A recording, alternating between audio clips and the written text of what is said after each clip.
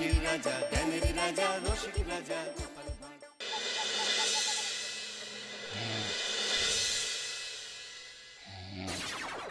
রাজা কৃষ্ণচন্দ্র, আমি এসেছি রে।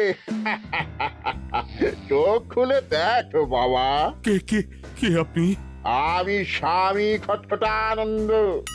আমি জানতে পেরেছি তোর মনে সুখ নেই, তাই তো সেই সুদূর হিমালয় থেকে ছুটে এলাম। ও, আপনি কি করে জানলেন সাধু বাবা? ওরে পাগল ছেলের কথা শোনো। সন্তানের মনের কথা যদি জানতেই না পারি, তাহলে কিসের তপস্যা আর কিসের ধ্যান? কি জেনেছেন সাধু বাবা? 3 দিন ধরে মনে কোনো সুখ খুঁজে পাচ্ছি না, নানান রকম চিন্তায় জর্জরিত হয়ে রয়েছি। তার মধ্যে আজ 3 দিন হলো রানী বাপের বাড়ি গিয়ে রয়েছে। সুখ কি তোর একার? এই মায়ার সংসারে সুখ খুঁজে পাবি কি করে? তোর যে তপস্যার সময় হয়েছে বাবা। শোন, এই পাথরটা ধর। আমি যোগ বলে এই মন্ত্রপুত পাথর পেয়েছি। কাল পূর্ব দিকের নদীর পাড়ে এই মন্ত্রপুত পাথর স্থাপন করবি। আমি চাই তুই নিজে এই পাথরের আরাধনা করিস। তাই ওইখানে এক কুটির বানিয়ে তুই একা থাকবি। একা? আর রানী? সংসারে দুঃখ ছাড়া আর কিছুই নেই। তোর আসলে সুখ লুকিয়ে আছে ওই মন্ত্রপুত পাথরে। এই পাথর তোর মনে সুখ ফিরিয়ে আনবে আর এই গোটা রাজ্যে শান্তি বজায় রাখবে। ঠিক আছে বাবা।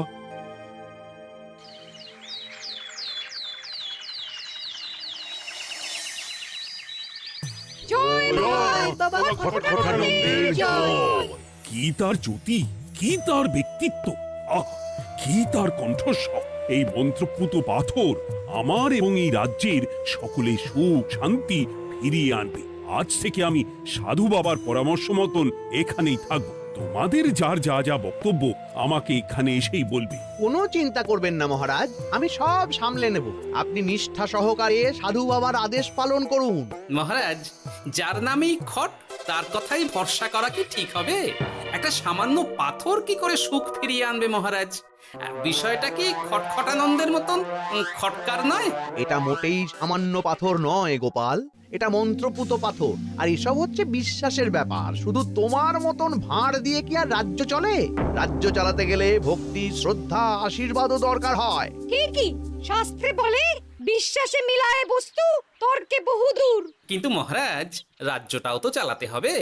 আপনি এখানে থাকলে এই রাজ্যের কি হবে মহারাজ? একবার ভেবে দেখুন, সাধু বাবা আসল না হয়ে নকলও তো হতে পারে।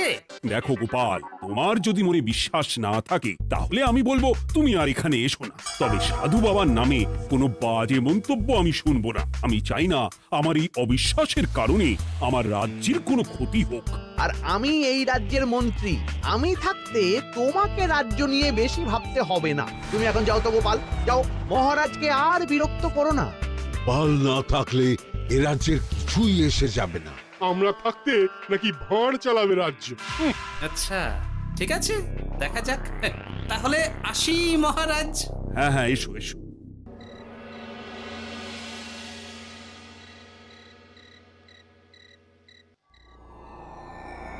মহারাজ, রানী, তুমি ফিরে এসেছো? এ আমি কি শুনছি মহারাজ? আপনি নাকি প্রাসাদে ফিরবেন না ঠিক করেছেন? হ্যাঁ রানী, তুমি ঠিকই শুনেছ। আমি আর প্রাসাদে ফিরবো না। আমি এখানে থেকে ওই মন্ত্রপুত পাথরের আরাধনা করব। কে না কে এসে আপনাকে বলল আর আপনি প্রাসাদ ছেড়ে এই কুটিরে থাকবেন? আপনার শরীর খারাপ করবে মহারাজ, আপনি ফিরে চলুন। কে না কে নয় রানী, স্বামী খটখটানন্দ খুব বড় সাধু। উনি যোগ বলে আমার দুঃখের কথা জানতে পেরে সেই হিমালয় থেকে ছুটে এসেছেন আমাকে ওই পাথর দিতে। তুমি আমায় ফিরতে জোর করো না রানী। আর আপনার রাজ্য, আপনার প্রজারা, তাদের কি হবে মহারাজ? সে নিয়ে তুমি ভেবো না রানী, আমি এখানে বসেই মন্ত্রীকে দিয়ে সবটা সামলে নেব। তাহলে আমিও আপনার সাথে এখানে থাকবো। আপনাকে ছাড়া আমি প্রাসাদে ফিরবো না। তা হয় না রানী, সাধু বাবা আমাকে একা থাকতে বলেছেন। এসব ধ্যান যোগ আরাধনা একা করতে হয়। গোপাল সবটা জানে মহারাজ? আহ, আমার সামনে ওর নাম করবে না রানী। গোপালের কত বড় সাহস তুমি ভাবো একবার। ও বলে সাধু বাবা ভণ্ডও হতে পারে। আমার তখন ইচ্ছা করছিল ওর মাথার যে কটা চুল আছে সেটাও ছিঁড়ে নিতে। না না, আমি আর গোপালের মুখ দেখতে চাই না। আপনি উত্তেজিত হবেন না মহারাজ, আপনি বিশ্রাম করুন, আমি আবার কাল আসবো।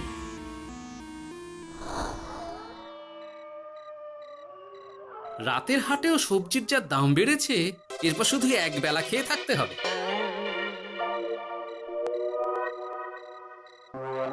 কি হে ভোলা, বাড়ি না গিয়ে এখানে বসে আছো কেন? দুঃখের কথা কি আর বলবো তোমায় গোপাল দাদা। বলোই না, শুনে দেখি। সামনে বর্ষা আসছে, বাড়ির ছাদটাও মেরামত না করলেই নয়। কিন্তু আমার কাছে তো এখন এত টাকা নেই, তাই ওই গিন্নির সাথে পরামর্শ করে গেলাম মহারাজের কাছে সাহায্য চাইতে। থামলে কেন, পুরোটা বলো। কি আর বলবো গোপাল দাদা, মহারাজের উত্তর শুনে আমি তো অবাক। সবই তো বুঝলাম ভোলা, কিন্তু আমার যে কিছুই করার নেই। সাধু বাবা বলেছেন আজ থেকেই রাজ্যের সব সুখ দুঃখের দায়িত্ব ওই মন্ত্রপুত পাথরে। তুমি চিন্তা করো না, এক কাজ করো, তোমার সমস্যার কথা গিয়ে ওই মন্ত্রপুত পাথরের কাছে জানাও। আর তোমরাও আজ থেকে তোমাদের যা চাওয়া পাওয়া আছে সব গিয়ে ওই পাথরকে জানাবে। যা করার পাথরই করবেন। একবার যদি ওই সাধুকে হাতের কাছে পাই না, তাহলে ওই পাথর দিয়েই বেটার মাথা ফাটাব। কিছু বললে গোপাল দাদা? না, কিছু বলিনি। যাও, তুমি বাড়ি যাও, চিন্তা করো না, দেখি কি করা যায়।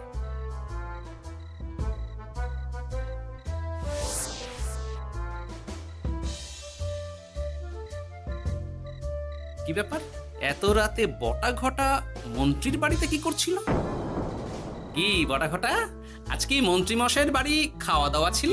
খাওয়া ছাড়া কি অন্য কিছু আসে না তোমার মাথায়? চ চ চ, আমাদের অনেক কাজ আছে, চ।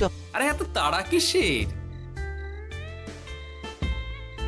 বাবা, বটা ঘটার এত কি গুরুত্বপূর্ণ কাজ যে একেবারে ছুটে পালালো?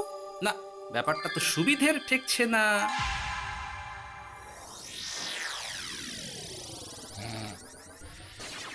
রাজা কৃষ্ণচন্দ্র, ওঠ বাবা, আমি এসেছি। সাধু বাবা, আপনি এসেছেন? কেমন আছিস বাবা? ভালো আছি বাবা, তবে মনে এখনো পুরোপুরি সুখ খুঁজে পাইনি। সুখ কি তোর একার? কি করে সুখ পাবি বাবা? এখনো তো তুই তোর সব আসক্তি থেকে মুক্ত হতে পারিসনি। আর কি কি করতে হবে আমায় বলে দিন বাবা। একটা কাজ বলবো, করতে পারবি? বলুন বাবা, আপনি যা বলবেন আমি তাই করব। এই রাজপাট তুই ছেড়ে দে, এসব থেকে নিজেকে মুক্ত করে তুই তোর সাধনায় মন দে, দেখবি তার ফল তুই পাবি। কিন্তু তাহলে রাজ্যের কি হবে? কে দেখবে সাধু বাবা? কেন, তোর মন্ত্রী? ওর থেকে ভালো লোক তুই আর পাবি না। ওই হচ্ছে তোর আসল শুভাকাঙ্ক্ষী, আমি যোগ বলে জানতে পেরেছি। আচ্ছা, তাই হবে। আর ওই গোপালটাকে যদি পারেন একটু সাহায্য করবেন বাবা। ওই তুচ্ছ গোপালকে নিয়ে তুই চিন্তিত হোস না, ওরে ভুড়ি মন্ত্রী মশাই ফাটাবে। তুই যা, ঘুমো।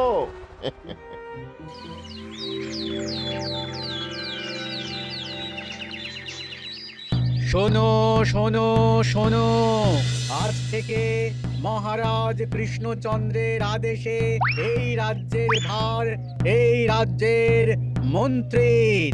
আর মহারাজ নিজে তার কুটিরে নিরিবিলিতে থাকতে চাইছেন।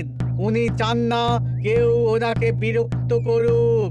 তাই আজ থেকে যার যা সমস্যা সবাই মন্ত্রী মশাইকে জানাবে। মন্ত্রী মশাই যাকে যা বলবেন তাকে তাই শুনতে হবে। শোনো শোনো শোনো। না, মহারাজকে থামাতেই হবে, না হলে বড় বিপদ হয়ে যাবে। যাই।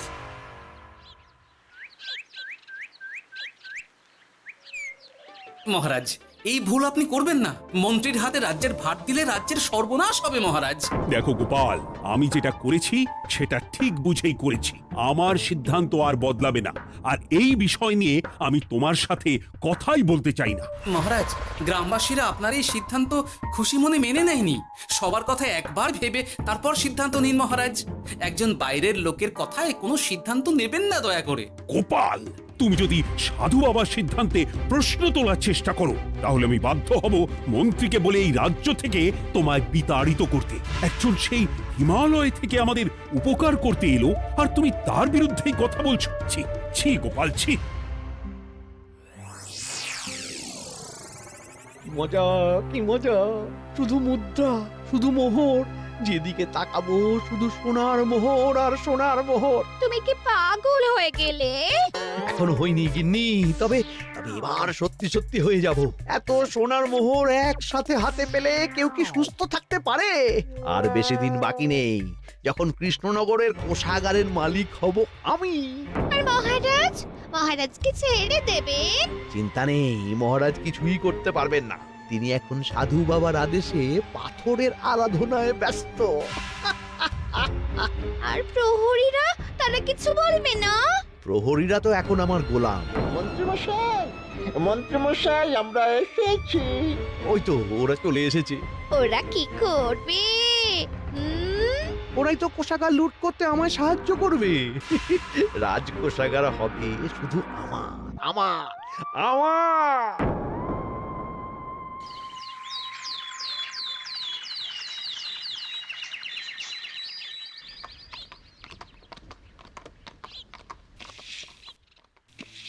গোপাল, রানীমা, আপনি আমায় ডেকে পাঠালেই তো পারতেন। রাজ্যটার যে কি হবে গোপাল? মহারাজের উদাসীনতায় মন্ত্রী তো সব লুটে পুটে একাকার করে ছাড়বে। তুমি কিছু একটা করো গোপাল। সে তো আমিও বুঝতে পারছি রানীমা, কিন্তু হাজার চেষ্টা করে ও মহারাজকে বোঝাতে পারছি না। মহারাজ সাধু বাবার পাল্লায় পড়ে আর কিছুই বুঝতে চাইছেন না। এই রাজ্য আর মহারাজকে একমাত্র রক্ষা করতে পারবে তুমি গোপাল। কিছু একটা করো। কি হয়েছে? তোমরা হট্টগোল করছো কেন? তুমি আর একটা বিহিত করো গোপাল দাদা, আমরা তো আর থাকতে পারছি না। তুমি এর এক বিহিত করো গোপাল। আচ্ছা, কি হয়েছে বলবে তো? মন্ত্রী মশাই সবার কাছ থেকে অগ্রিম কর চেয়েছে। সে প্রহরী পাঠিয়ে সবার বাড়ি বাড়ি বলে এসেছে, দুদিনের মধ্যে অগ্রিম কর না দিলে সবাইকে ধরে কারাগারে ভরে দেবে। একে তো আমরা কোনো সাহায্য পাচ্ছি না, তার উপর আবার এই জুলুম কি করে মেনে নেব বলো তো গোপাল দাদা? আমাদের বাঁচাও গোপাল দাদা, আমাদের বাঁচাও, না হলে এই মন্ত্রীর জুলুমে আমরা সবাই মারা যাব। হ্যাঁ গোপাল, তুমি পারবে। কিছু একটা করো গোপাল, এই রাজ্যটাকে বাঁচাও। না, আর নয়, এবার এর একটা বিহিত করতেই হবে। শোনো, তোমরা সব নিজের নিজের বাড়ি যাও, আমি দেখছি কি করা যায়। মন্ত্রী দুদিনের মধ্যে কর চাইছে কেন? ওর আসল উদ্দেশ্য কি? না, বিষয়টার খোঁজ নিতে হচ্ছে।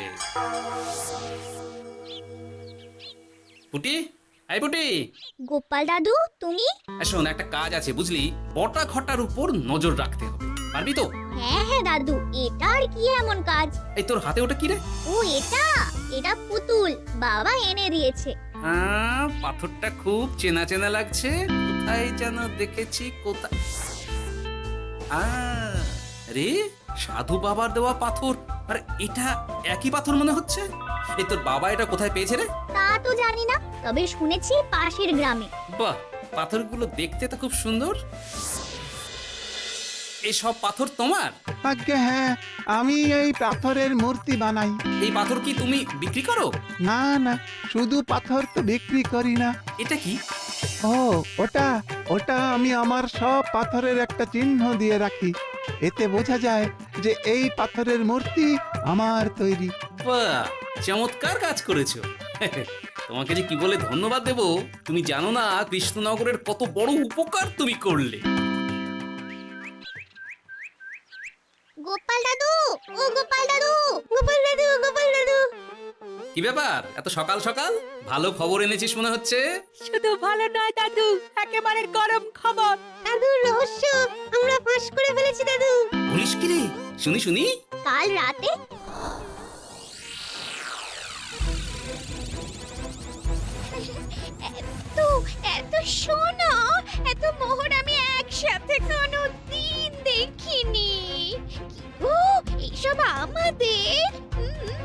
হ্যাঁ গিন্নি হ্যাঁ, এই সব আমাদের সব।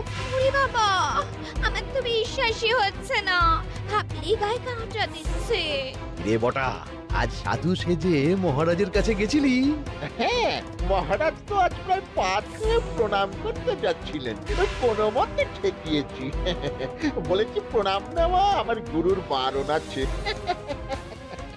আর আমি তো আজ এমন ধোঁয়া দিয়েছি যে মহারাজ একেবারে কেসে কেসে অস্থির। আর মাত্র 2 দিন, এই 2 দিন খেলাটা চালিয়ে যেতে পারলেই কেল্লা ফতে। আচ্ছা, এবার আমার কাছে পুরো বিষয়টা পরিষ্কার হলো। বাহ, তোরা দারুণ কাজ করেছিস রে। এবার শুধু আজ রাতে প্রমাণটা পেলেই হয়ে যাবে।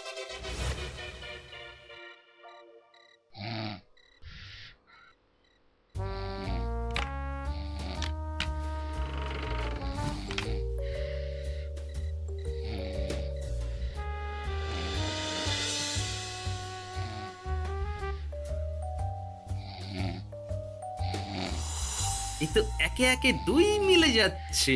বাবা বাবা বাবা, এবার খেলা জমবে।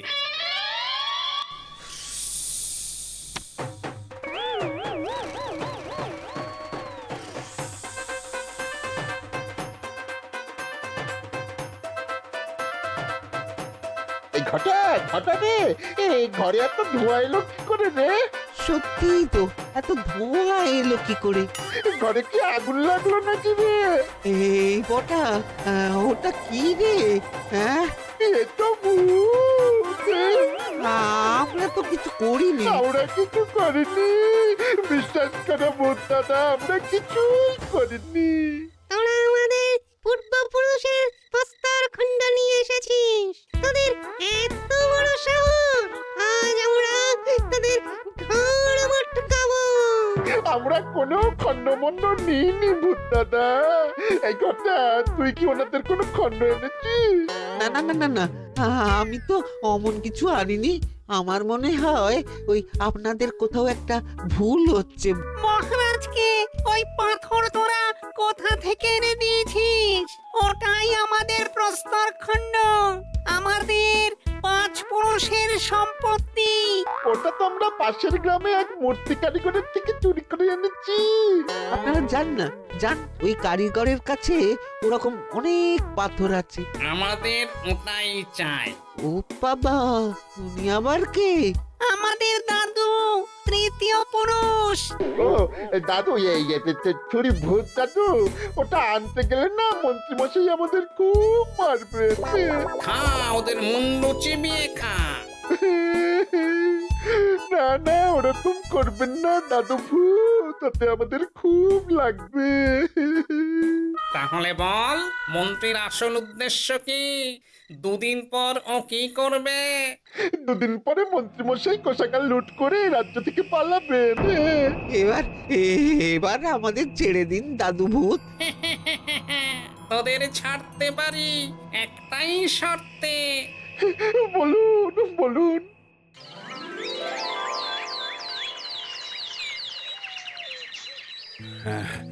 রাজ্যের পরিস্থিতি কি? প্রজারা সবাই ভালো আছে তো? হ্যাঁ মহারাজ, সেসব নিয়ে আপনি একদম চিন্তা করবেন না। বাবা, আপনি এসেছেন? আরে কৃষ্ণচন্দ্র, একটা কথা তোকে না বলে আর থাকতে পারলাম না। এটা আবার কে রে? বলুন বাবা। এই মন্ত্রীকে এই রাজ্যের দায়িত্ব দিতে বলে আমি বড় ভুল করেছিলাম। আসলে এই মন্ত্রী হচ্ছে চোর, ও তোর কোষাগার ভাঙা করে পালাবার মতলব করেছে। কি বলছেন বাবা? মন্ত্রী, উনি যা বলছেন সব সত্যি? না না মহারাজ, এই বটা কি হচ্ছে কি? বটা? তো তুমি সাধু বাবাকে বটা বলে ডাকছো কেন? আমি বলি কি বাবা, এই মন্ত্রীকে তুই শুলে দে। বটা, তুই থামবি? আমার খেয়ে আমায় ছুরি মারা? ওর কথা আপনি বিশ্বাস করবেন না মহারাজ, ও সাধু নয়, ও ভণ্ড। মানেটা কি? মন্ত্রী মশাই ঠিকই বলছেন মহারাজ, ও সাধু নয়, ও কৃষ্ণনগরের বটা। এসব আপনার আদরের মন্ত্রীর কাজ মহারাজ। মন্ত্রী আপনার রাজ্য লুট করার মতলব করেছে, তাই বটাকে সাধু সাজিয়ে আপনার মন জয় করে প্রথমে আপনাকে প্রাসাদ থেকে তাড়িয়েছে, তারপর রাজ্যপাট নিজের হাতে নিয়ে কোষাগার হাতিয়েছে। আর এই পাথর কিসের গোপাল? পাথর? পাথর এই কারিগরের মহারাজ। উনি পাশের গ্রামে এই পাথর দিয়ে মূর্তি গড়েন। মন্ত্রী বটাকে দিয়ে এই পাথর চুরি করিয়েছে।